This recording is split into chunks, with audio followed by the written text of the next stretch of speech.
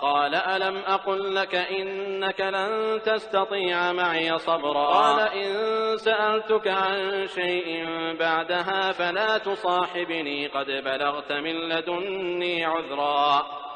فانطلقا حتى إذا أتيا أهل قرية استطعما أهلها فأبوا أن يضيفوهما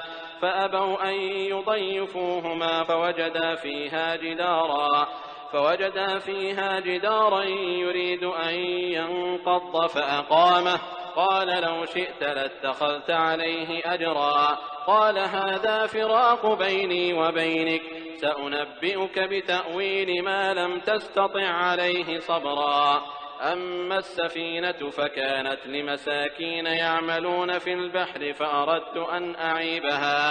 فأردت أن أعيبها وكان وراءهم ملك يأخذ كل سفينة غصبا وأما الغلام فكان أبواه مؤمنين فخشينا أن يرهقهما طغيانا وكفرا فأردنا أن يبدلهما ربهما خيرا منه زكاة وأقرب رحما وأما الجدار فكان لغلامين يتيمين في المدينة وكان تحته كنز لهما وكان أبوهما صالحا فأراد ربك أن يبلغا أشدهما ويستخرجا كنزهما رحمة من ربك وما فعلته عن أمري ذلك تأويل ما لم تسطع عليه صبرا ويسألونك عن ذي القرنين قل سأتلو عليكم منه ذكرا إنا مكنا له في الأرض وآتيناه من كل شيء سببا فأتبع سببا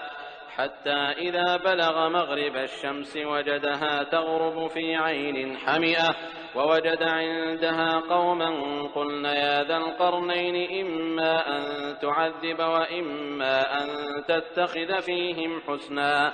قال أما من ظلم فسوف نعذبه ثم يرد إلى ربه فيعذبه عذابا نكرا وأما من آمن وعمل صالحا فله جزاء الحسنى وسنقول له من أمرنا يسرا ثم أتبع سببا حتى إذا بلغ مطلع الشمس وجدها تطلع على قوم لم نجعل لهم من دونها سترا كذلك وقد أحطنا بما لديه خبرا ثم أتبع سببا حتى إذا بلغ بين السدين وجد من دونهما قوما لا يكادون يفقهون قولا قالوا يا ذا القرنين إن يأجوج ومأجوج مفسدون في الأرض فهل نجعل لك خرجا على أن تجعل بيننا وبينهم سدا قال ما مكني فيه ربي خير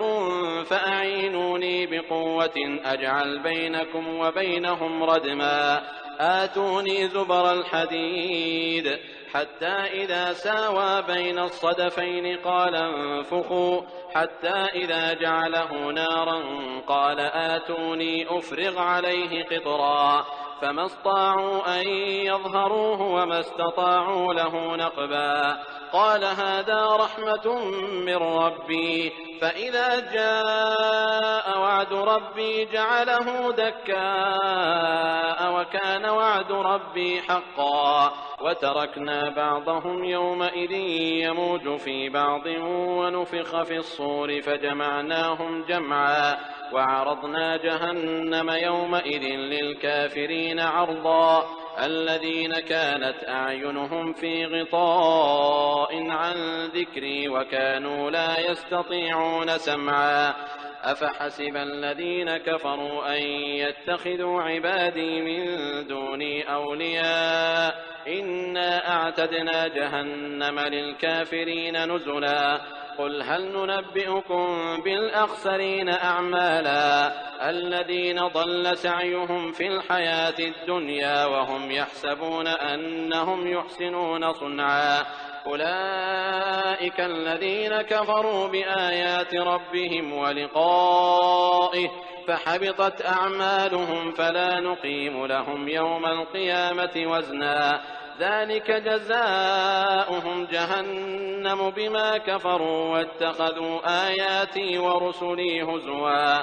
إن الذين آمنوا وعملوا الصالحات كانت لهم جنات الفردوس نزلا خالدين فيها لا يبغون عنها حولا قل لو كان البحر مدادا لكلمات ربي لنفد البحر قبل أن تنفد كلمات ربي ولو جئنا بمثله مددا قل إنما أنا بشر مثلكم يوحى إلي أنما إلهكم إله واحد فمن كان يرجو لقاء ربه فليعمل عملا صالحا ولا يشرك بعبادة ربه أحدا. بسم الله الرحمن الرحيم. كافها يا عين صاد ذكر رحمة ربك عبده زكريا إذ نادى ربه نداء خفيا قال رب إني وهن العظم مني واشتعل الرأس شيبا ولم أكن بدعائك رب شقيا وإني خفت الموالي من ورائي وكانت امرأتي عاقرا فهب لي من لدنك وليا يرثني ويرث من آل يعقوب واجعله رب رضيا يا زكريا إنا نبشرك بغلام اسمه يحيى لم نجعل له من قبل سميا قال رب أنى يكون لي غلام وكانت امرأتي عاقرا وقد بلغت من الكبر عتيا قال كذلك قال ربك هو علي هين وقد خلقتك من قبل ولم تك شيئا قال رب اجعل لي آية قال آيتك ألا تكلم الناس 3 ليال سويا فخرج على قومه من المحراب فأوحى إليهم أن سبحوا بكرة وعشيا يا يحيى خذ الكتاب بقوة وآتيناه الحكم صبيا وحنانا من لدنا وزكاة وكان تقيا وبرا بوالديه ولم يكن جبارا عصيا وسلام عليه يوم ولد ويوم يموت ويوم يبعث حيا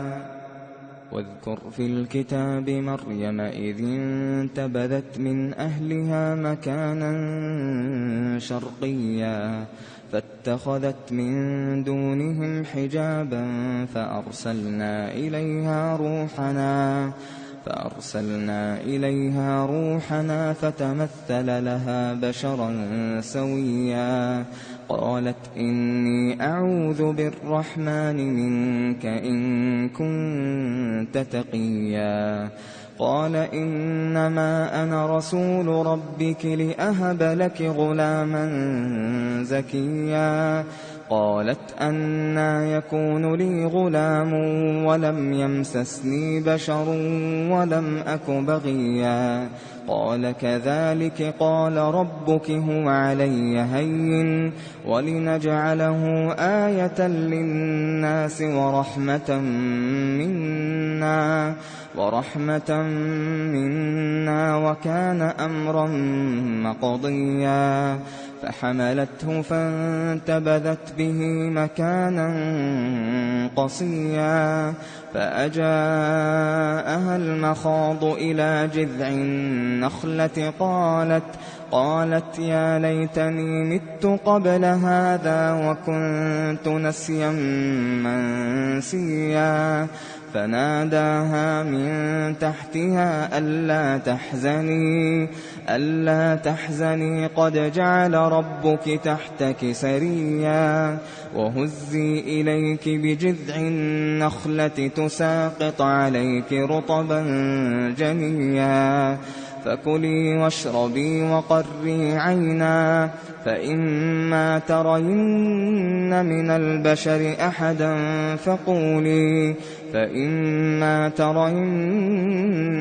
البشر أحدا فقولي إني نذرت للرحمن صوما فلن أكلم اليوم إنسيا فأتت به قومها تحمله قالوا يا مريم لقد جئت شيئا فريا يا أخت هارون ما كان أبوك امرأ سوء وما كانت أمك بغيا فأشارت إليه قالوا كيف نكلم من كان في المهد صبيا قال إني عبد الله فأشارت إليه قالوا كيف نكلم من كان في المهد صبيا قال إني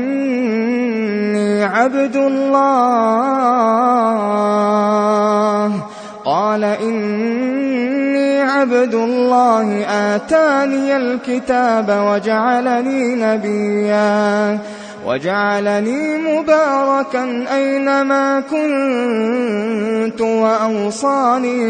وأوصاني بالصلاة والزكاة ما دمت حيا وبرا بوالدتي ولم يجعلني جبارا شقيا والسلام علي يوم ولدت ويوم أموت ويوم أبعث حيا ذلك عيسى ابن مريم قول الحق الذي فيه يمترون ما كان لله أن يتخذ من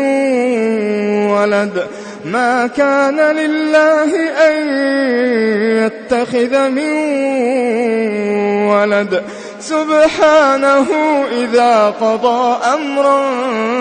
فإنما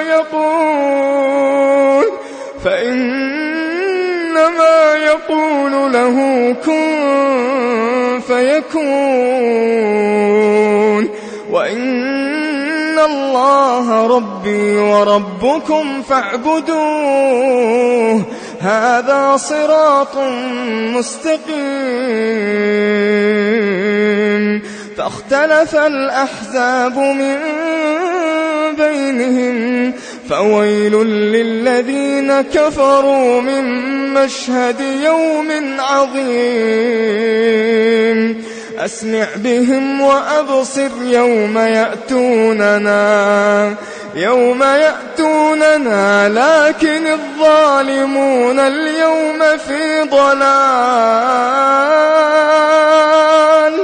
لكن الظالمون اليوم في ضلال مبين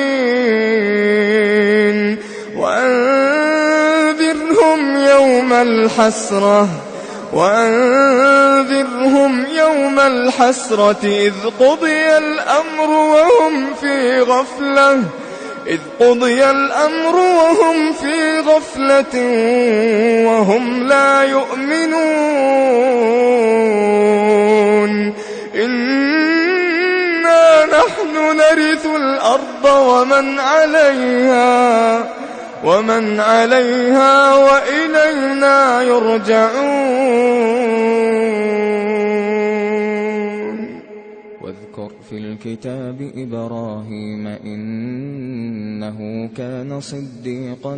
نبيا إذ قال لأبيه يا أبت لم تعبد ما لا يسمع ولا يبصر ولا يغني عنك شيئا يا أبت إني قد جاءني من العلم ما لم يأتك فاتبعني أهدك صراطا سويا يا أبت لا تعبد الشيطان إن الشيطان كان للرحمن عصيا يا أبت إني أخاف أن يمسك عذاب من الرحمن فتكون للشيطان وليا قال أراغب أنت عن آلهتي يا إبراهيم لئن لم تنته لأرجمنك واهجرني مليا قال سلام عليك سأستغفر لك ربي إنه كان بي حفيا وأعتزلكم وما تدعون من دون الله وأدعو ربي عسى ألا أكون بدعاء ربي شقيا فلما اعتزلهم وما يعبدون من دون الله وهبنا له إسحاق ويعقوب وكلا جعلنا نبيا ووهبنا لهم من رحمتنا وجعلنا لهم لسان صدق عليا واذكر في الكتاب موسى إنه كان مخلصا وكان رسولا نبيا وناديناه من جانب الطور الأيمن وقربناه نجيا ووهبنا له من رحمتنا أخاه هارون نبيا واذكر في الكتاب إسماعيل إنه كان صادق الوعد وكان رسولا نبيا وكان يأمر أهله بالصلاة والزكاة وكان عند ربه مرضيا واذكر في الكتاب إدريس إنه كان صديقا نبيا ورفعناه مكانا عليا أولئك الذين أنعم الله عليهم من النبيين من ذرية آدم وممن حملنا مع نوح ومن ذرية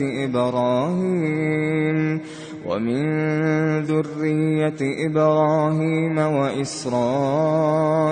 وممن هدينا واجتبينا إذا تتلى عليهم آيات الرحمن خروا سجدا وبكيا فخلف من بعدهم خلف أضاعوا الصلاة واتبعوا الشهوات فسوف يلقون غيا إلا من تاب وآمن وعمل صالحا فأولئك يدخلون الجنة ولا يظلمون شيئا جنات عدن التي وعد الرحمن عباده بالغيب إنه كان وعده مأتيا لا يسمعون فيها لغوا إلا سلاما ولهم رزقهم فيها بكرة وعشيا تلك الجنة التي نورث من عبادنا من كان تقيا وما نتنزل إلا بأمر ربك له ما بين أيدينا وما خلفنا وما كان ربك نسيا رب السماوات والأرض وما بينهما فاعبده واصطبر لعبادته هل تعلم له سميا ويقول الإنسان أإذا ما مت لسوف أخرج حيا أولا يذكر الإنسان أنا خلقناه من قبل ولم يك شيئا فوربك لنحشرنهم والشياطين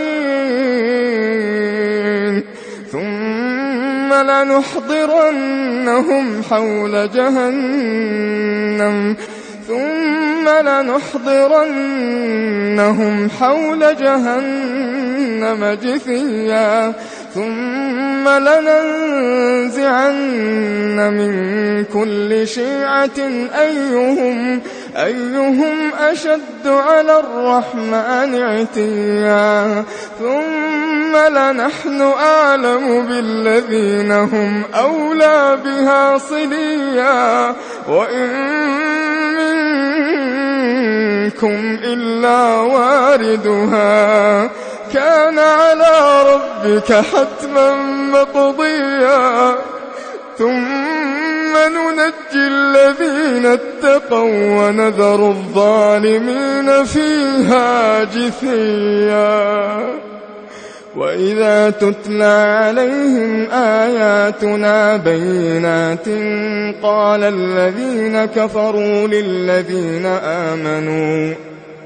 قال الذين كفروا للذين آمنوا أي الفريقين خير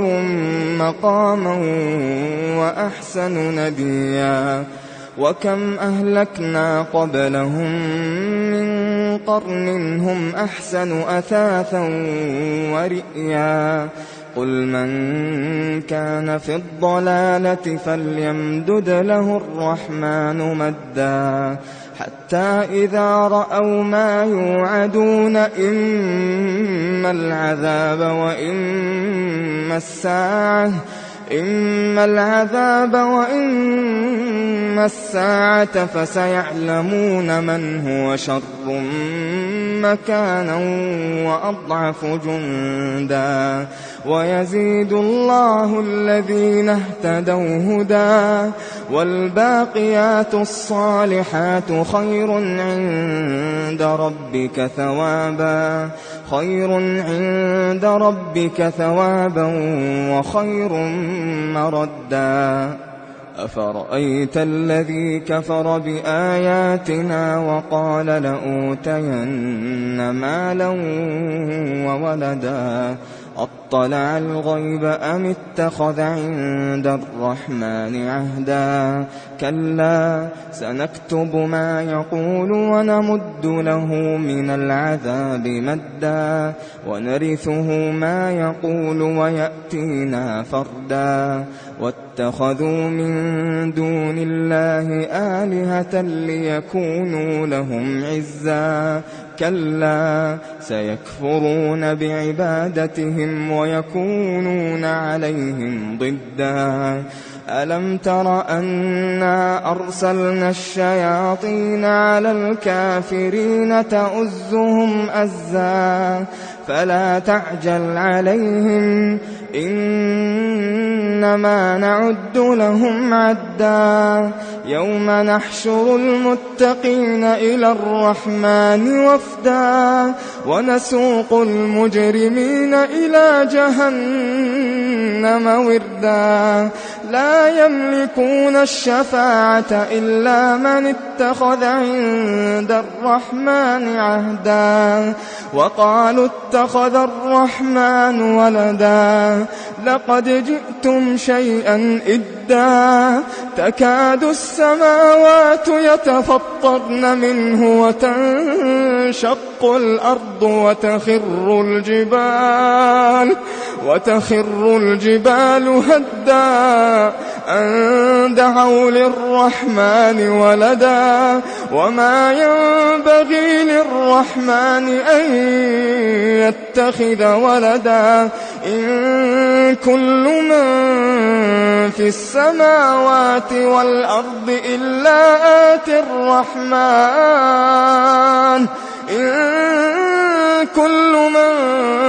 في السماوات والأرض إلا آتي الرحمن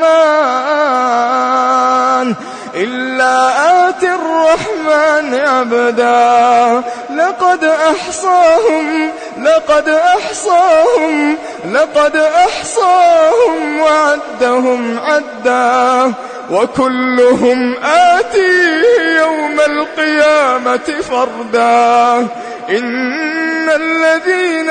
آمنوا وعملوا الصالحات سيجعل لهم الرحمن ودا فإنما يسرناه بلسانك لتبشر به المتقين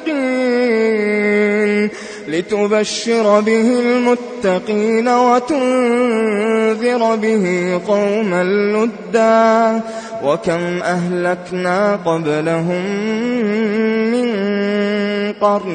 وكم أهلكنا قبلهم من قرن هل تحس منهم من أحد أو تسمع لهم ركزا. بسم الله الرحمن الرحيم. طه ما أنزلنا عليك القرآن لتشقى إلا تذكرة لمن يخشى تنزيلا ممن خلق الأرض والسماوات العلى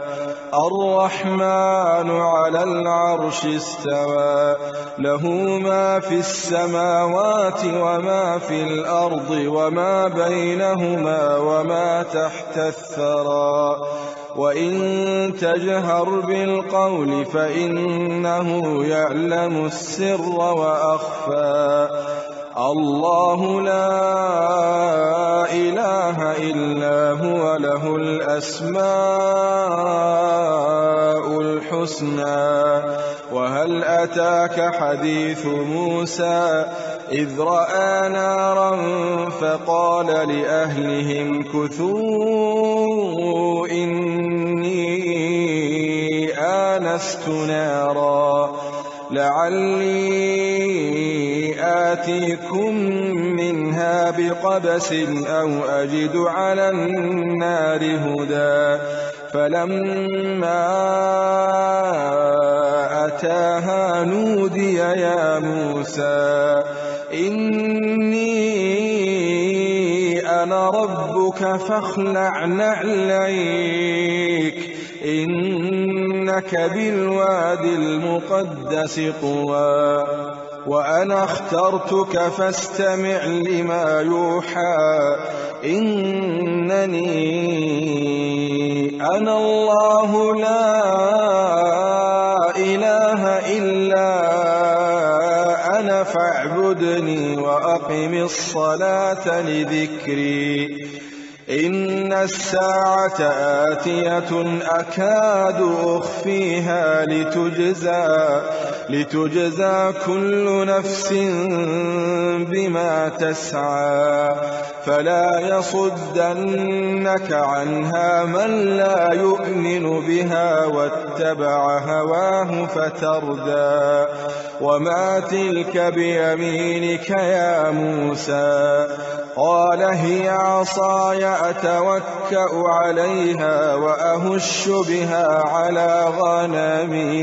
وأهش بها على غنمي ولي فيها مآرب أخرى قال ألقها يا موسى فألقاها فإذا هي حية تسعى قال خذها ولا تخف سنعيدها سيرتها الأولى واضمم يدك إلى جناحك تخرج بيضاء من غير سوء آية أخرى لنريك من آياتنا الكبرى اذهب إلى فرعون إنه طغى قال رب اشرح لي صدري ويسر لي أمري واحلل عقدة من لساني يفقه قولي واجعل لي وزيرا من أهلي هارون أخي أشدد به أزري وأشركه في أمري كي نسبحك كثيرا ونذكرك كثيرا إنك كنت بنا بصيرا قال قد أوتيت سؤلك يا موسى ولقد مننا عليك مرة أخرى إذ أوحينا إلى أمك ما يوحى أن اقذفيه في التابوت فاقذفيه في اليم فليلقه اليم بالساحل يأخذه عدو لي وعدو له وألقيت عليك محبة مني ولتصنع على عيني إذ تمشي أختك فتقول هل أدلكم على من يكفله فرجعناك إلى أمك كي تقر عينها ولا تحزن وقتلت نفسا فنجيناك من الغم وفتناك فتونا فلبثت سنين في أهل مدين ثم جئت على قدري يا موسى واصطنعتك لنفسي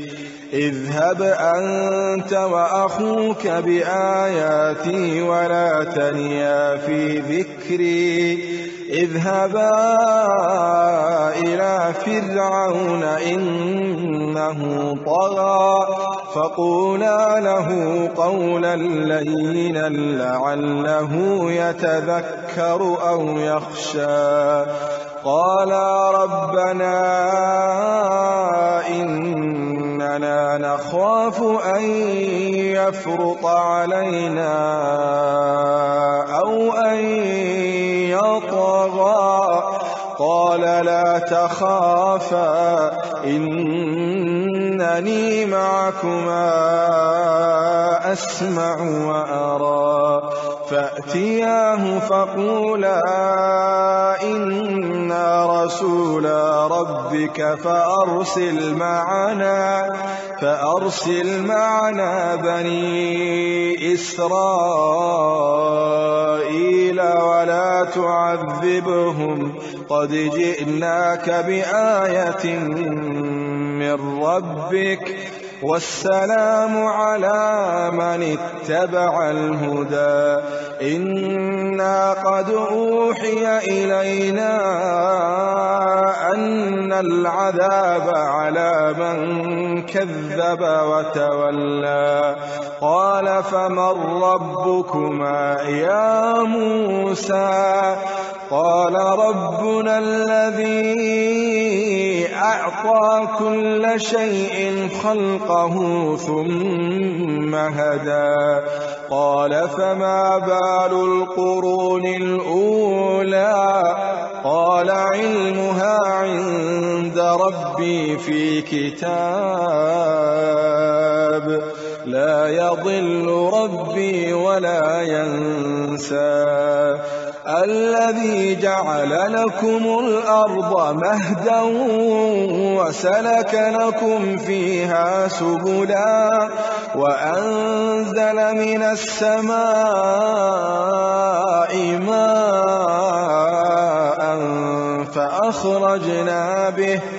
فأخرجنا به أزواجا من نبات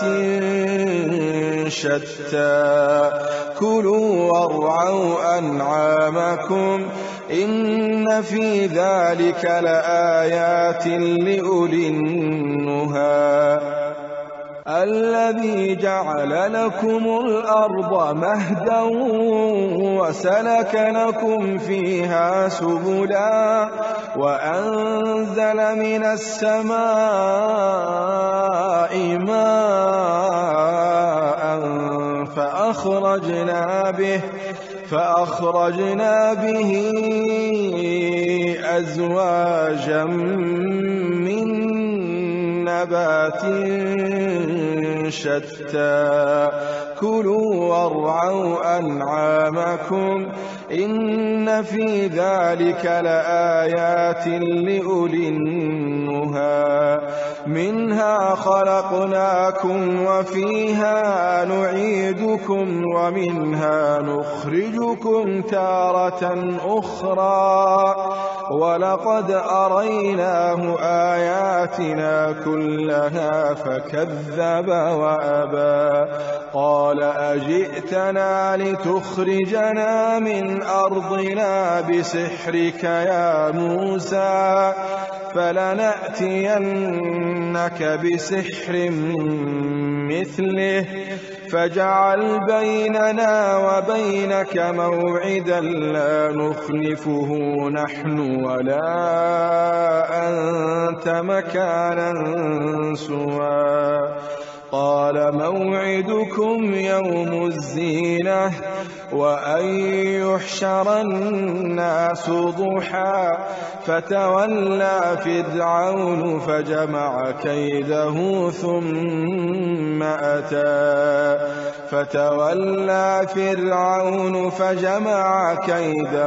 ثم أتى قال لهم موسى ويلكم لا تفتروا على الله كذبا فيسحتكم بعذاب وقد خاب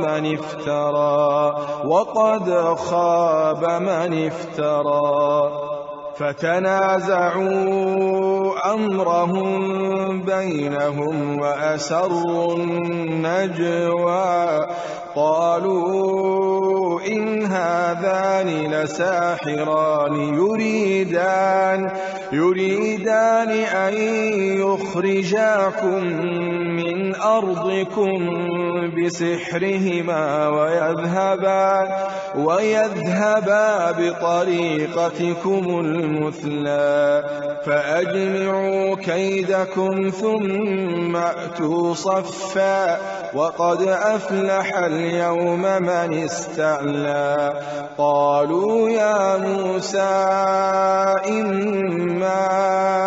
أن تلقي وإما أن نكون أول من ألقى قال بل ألقوا فإذا حبالهم وعصيهم يخيل إليه من سحرهم أنها تسعى فأوجس في نفسه خيفة موسى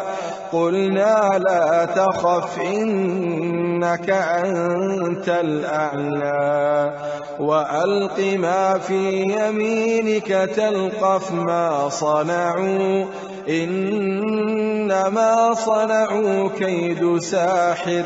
ولا يفلح الساحر حيث أتى فألقي السحرة سجدا قالوا آمنا برب هارون وموسى قال آمنتم له قبل أن آذن لكم إنه لكبيركم الذي علمكم السحر فلأقطعن أيديكم وأرجلكم من خلاف ولأصلبنكم في جذوع النخل ولتعلمن أينا أشد عذابا وأبقى قالوا لن نؤثرك على ما جاءنا من البينات والذي فطرنا فاقض ما أنت قاض إنما تقضي هذه الحياة الدنيا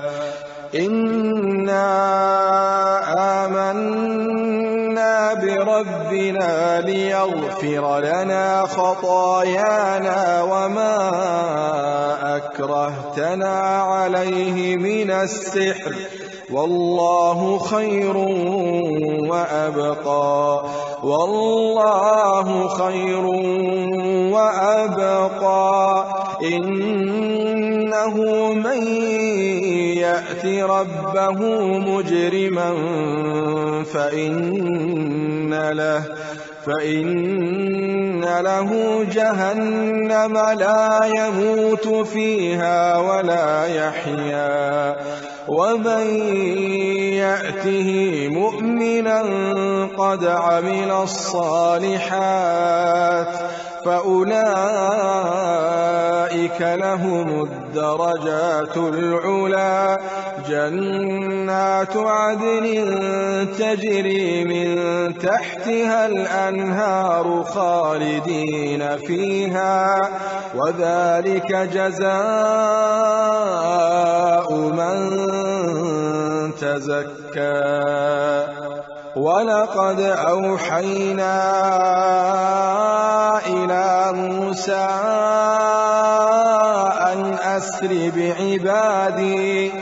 أن أسر بعبادي فاضرب لهم طريقا في البحر يبسا لا تخاف دركا ولا تخشى فأتبعهم فرعون بجنوده فغشيهم من اليم ما غشيهم وأضل فرعون قومه وما هدى يا بني إسرائيل قد أنجيناكم من عدوكم وواعدناكم جانب الطور الأيمن ونزلنا عليكم المن والسلوى كلوا من طيبات ما رزقناكم ولا تطغوا فيه فيحل عليكم غضبي ومن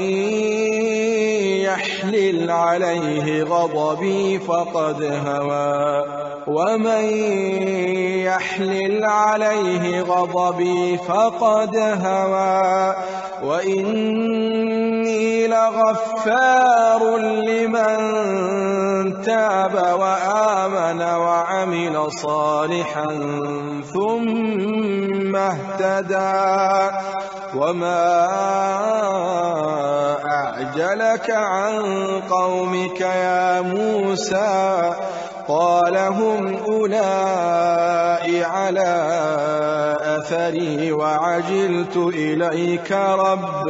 وعجلت إليك رب لترضى قال فإنا قد فتنا قومك من بعدك وأضلهم السامري فرجع موسى إلى قومه غضبان أسفا قال يا قوم ألم يعدكم ربكم وعدا حسنا أفطال عليكم العهد أم أردتم أن يحل عليكم غضب من ربكم فأخلفتم موعدي قالوا ما أخلفنا موعدك بملكنا ولكننا حملنا أوزارا من زينة القوم فقذفناها فكذلك ألقى السامري فأخرج لهم عجلا جسدا له خوار فقالوا هذا إلهكم وإله موسى فنسي أفلا يرون ألا يرجع إليهم قولا ولا يملك لهم ضرا ولا نفعا ولقد قال لهم هارون من قبل يا قوم إنما فتنتم به وإن ربكم الرحمن فاتبعوني وأطيعوا أمري قالوا لن نبرح عليه عاكفين حتى يرجع إلينا موسى قال يا هارون ما منعك إذ رأيتهم ضلوا ألا تتبعن أفعصيت أمري قال يا ابن لا تأخذ بلحيتي ولا برأسي إني خشيت أن تقول فرقت بين بني إسرائيل ولم ترقب قولي قال فما خطبك يا سامري قال بصرت بما لم يبصروا به فقبضت قبضة من أثر الرسول فنبذتها وكذلك سولت لي نفسي قال فاذهب فإن لك في الحياة أن تقول لا مساس وإن لك موعدا لن تخلفه وانظر إلى إلهك الذي ظلت عليه عاكفا لنحرقنه ثم لننسفنه في اليم نسفا إنما إلهكم الله الذي لا إله إلا هو وسع كل شيء علما كذلك نقص عليك من أنباء ما قد سبق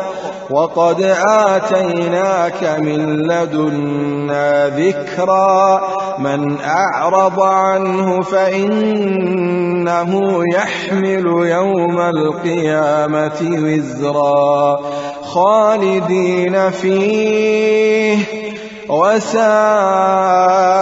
لهم يوم القيامة حملا يوم ينفخ في الصور ونحشر المجرمين يومئذ زرقا يتخافتون بينهم إن لبثتم إلا عشرا نحن أعلم بما يقولون إذ يقول أمثلهم طريقة إن لبثتم إلا يوما ويسألونك عن الجبال فقل ينسفها ربي نسفا فيذرها قاعا صفصفا لا ترى فيها عوجا ولا أمتا يومئذ يتبعون الداعي لا عوج له وخشعت الأصوات للرحمن فلا تسمع إلا همسا يومئذ لا تنفع الشفاعة إلا من أذن له الرحمن ورضي له قولا يعلم ما بين أيديهم وما خلفهم ولا يحيطون به علما وعنت الوجوه للحي القيوم وعنت الوجوه للحي القيوم وقد خاب من حمل ظلما ومن يعمل من الصالحات وهو مؤمن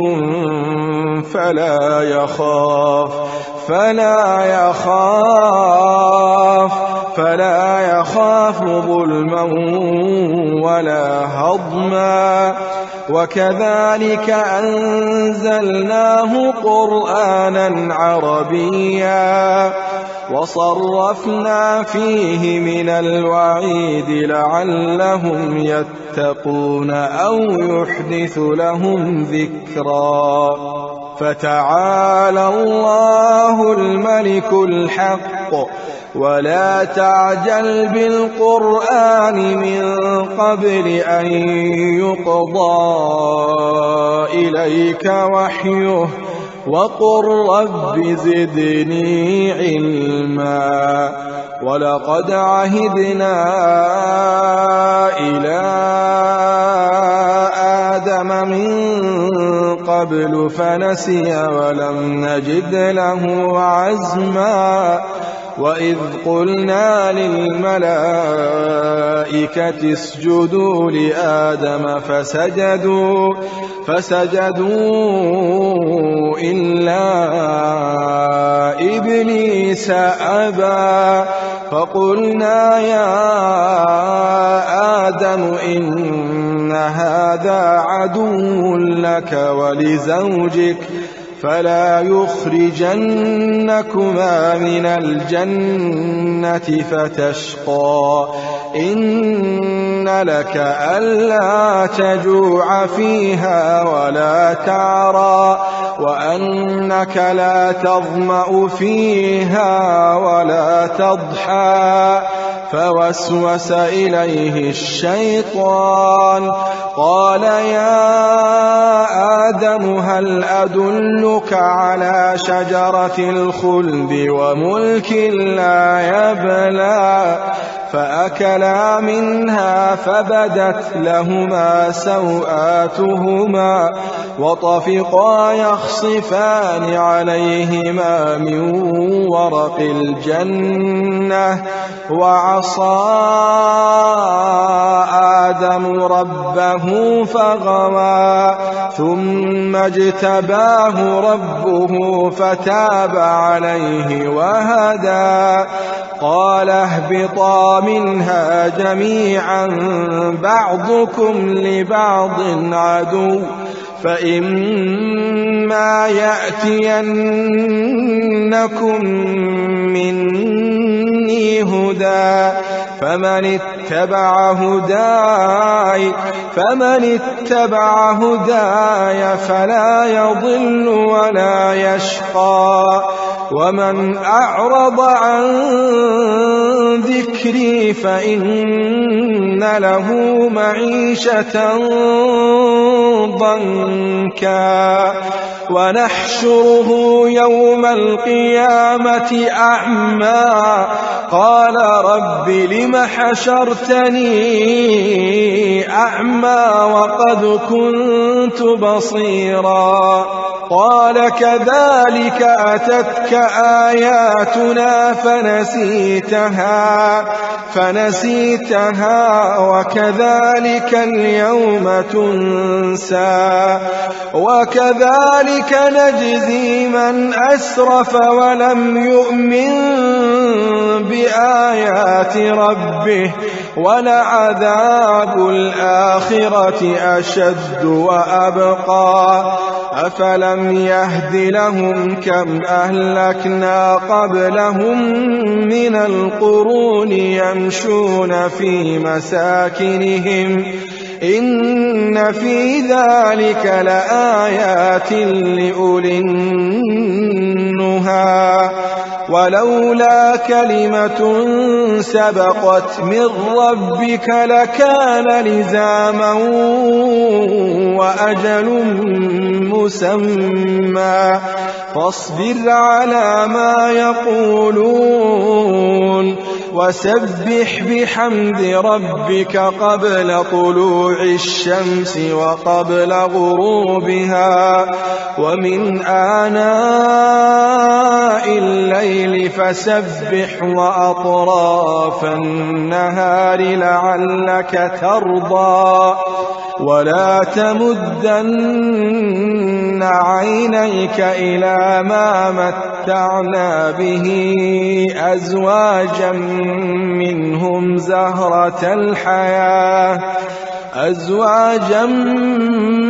منهم زهرة الحياة الدنيا لنفتنهم فيه ورزق ربك خير وأبقى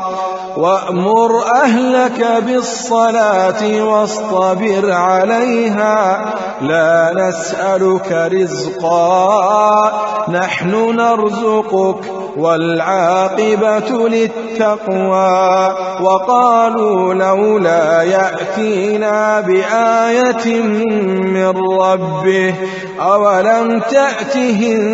بينة ما في الصحف الأولى ولو أنا أهلكناهم بعذاب من قبله لقالوا ربنا لولا أرسلت إلينا رسولا فنتبع آياتك من قبل أن نذل ونخزى قل كل متربص فتربصوا فستعلمون من أصحاب الصراط الصراط السوي ومن اهتدى.